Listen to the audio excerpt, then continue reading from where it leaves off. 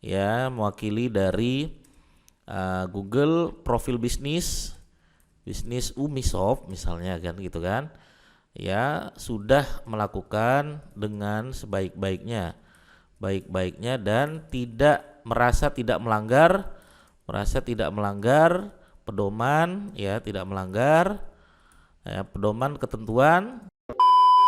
Halo teman-teman semua, di video kali ini saya pengen berbagi bagaimana sih caranya kalau profil bisnis di Google kita ditangguhkan oleh pihak Google.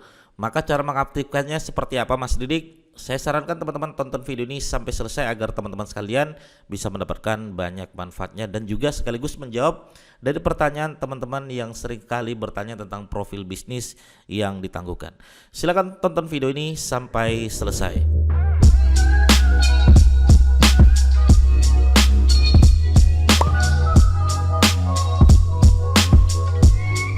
Oke, baik teman-teman sekalian ya. Biasanya ya, jadi polanya seperti ini teman-teman sekalian ya. Polanya seperti ini selalu ya, dan ini sering sekali. Jadi teman-teman nggak usah takut ya, nggak usah takut.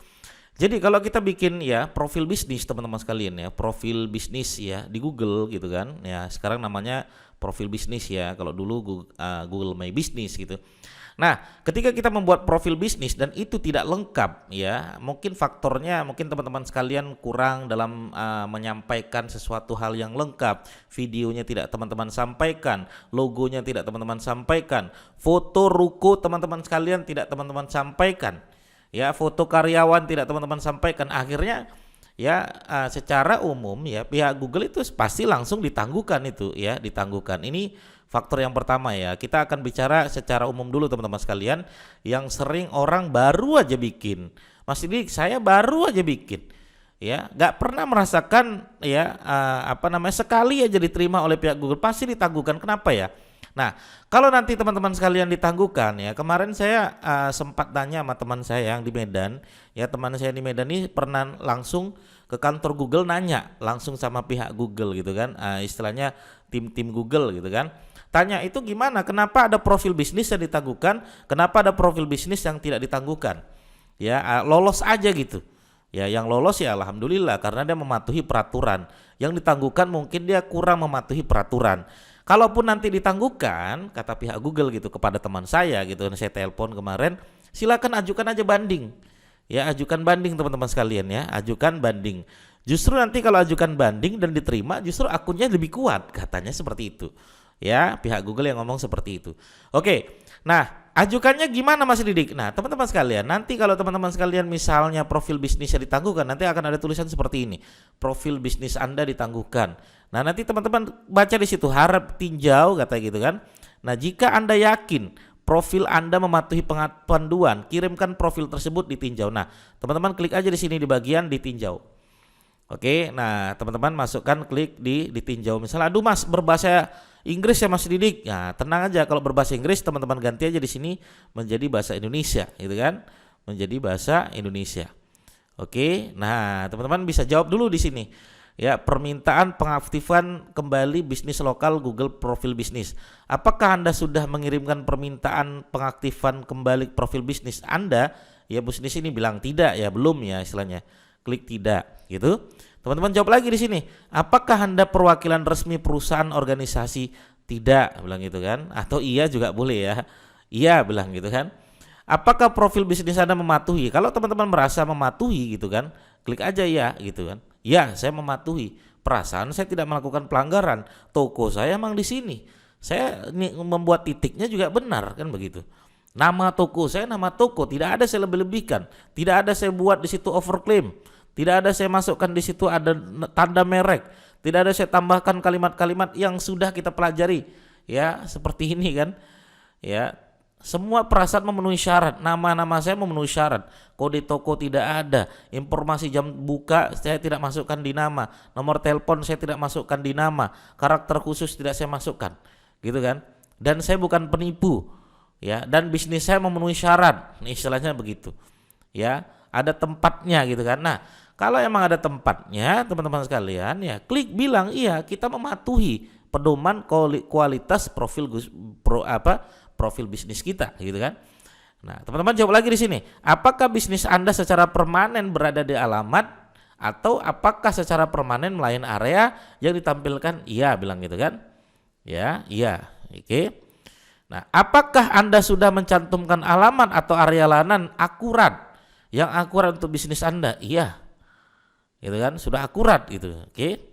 Apakah bisnis Anda beroperasi di area layanan? Dengan kata lain, apakah model bisnisnya mengharuskan Anda atau perwakilan resmi bisnis untuk melakukan perjalanan kolektif pelanggan? Ya boleh, bisa juga iya, ya kita iya kan. Apakah Anda melakukan bisnis secara langsung di lokasi Anda? Iya. Ya karena emang ada tokonya, ada rukonya, ada tempatnya kan begitu. Apakah Anda memiliki beberapa profil untuk lokasi yang sama? Tidak, misalnya. Emang saya buat satu di situ. Udah. Nah, nanti teman-teman sekalian isi di sini nama kita siapa gitu kan? Isi teman-teman sekalian.